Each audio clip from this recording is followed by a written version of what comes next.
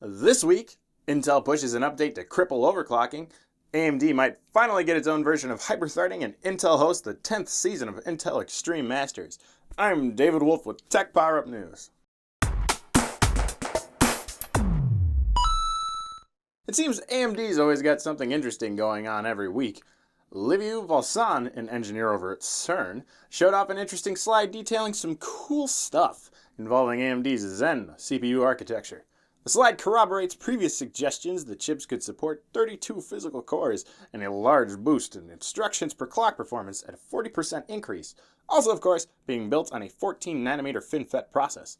Something new, however, is a talk of support of 8 channels of DDR4 memory, suggesting the company is prepping to compete with Intel's Xeon E7 series. And finally, this architecture could support something called symmetric multi-threading, which allows each core to handle an extra thread, very much in line with Intel's hyperthreading, which has been a feature of Intel CPUs for over 10 years now. Better late than never, I guess. I'm curious though, I'm running a 4670K with my editing PC for the show, with 32 cores plus hyperthreading. Assuming Adobe Premiere can take advantage of all that, I wonder just how quick exporting videos would be. Sounds pretty friggin' awesome.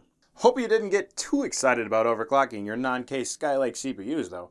Intel recently began pushing a CPU microcode update to its motherboard partners that would limit the ability to overclock these CPUs. This is in response, of course, to PC enthusiast community's excitement over base clock overclocking on locked chips. Intel sees it as a flaw that allows overclocking. This won't help motherboard manufacturers who've been pushing boards that take advantage of this. Don't worry your little head though. In order for this update to even affect you, you have to go out of your way to get it if you already have a system capable of overclocking these chips. And likely, manufacturers aren't going to want to take boards that are already ready to go and reflash them.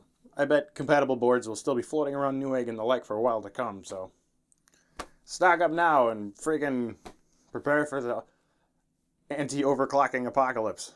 March 4th through the 6th this year marks the 10th season of the Intel Extreme Masters in Katowice, Poland, which I hope I'm pronouncing correctly, in a tournament pitting professional players against each other for over 600,000 American dollars.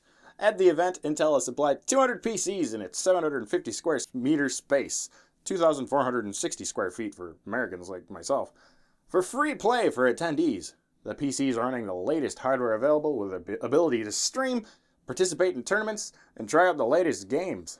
If you purchase a ticket, you get in 2 hours early at 10 a.m. for the whole weekend, 12 p.m. for non-paying attendees, which is kind of weird for a convention, but whatever, it's their convention.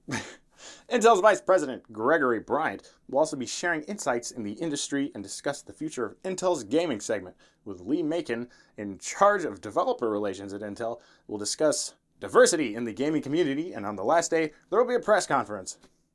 The cool part is the gaming. Go play some awesome new games on some nice new systems and watch some crazy talented gamers go head to head. While it's the press conferences. Remember a few weeks back when we had the huge pile of virtual reality news? Remember the GTX 980 Ti VR Edition produced by EVGA, or at least announced at the time?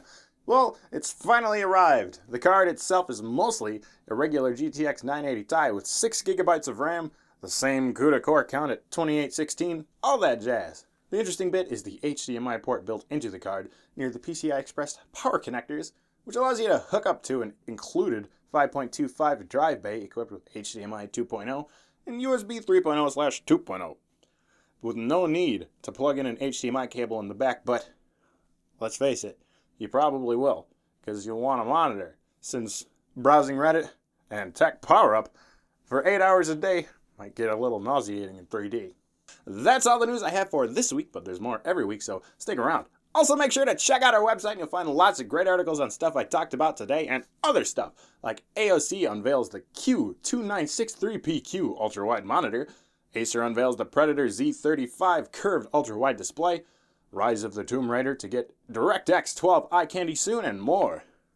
I understand that with just a few minutes of news, you won't get all the info that you need, or you might have a question. Why don't you head on over to our forums and ask us that question? There's plenty of people around to help you out. Did you watch this video and think, hey, I wanted some video game news? If I got the channel for you, check out our sister channel, Next Power Up. They got awesome game reviews and weekly gaming news. Clicky clicky.